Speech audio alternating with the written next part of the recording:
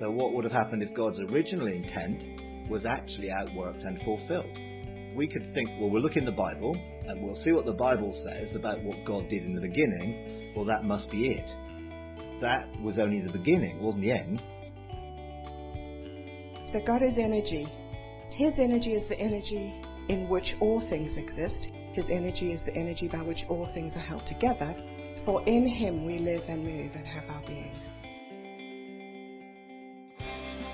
It's going to take courage to form the future, but this is going to be one of the most great and awesome times to be alive.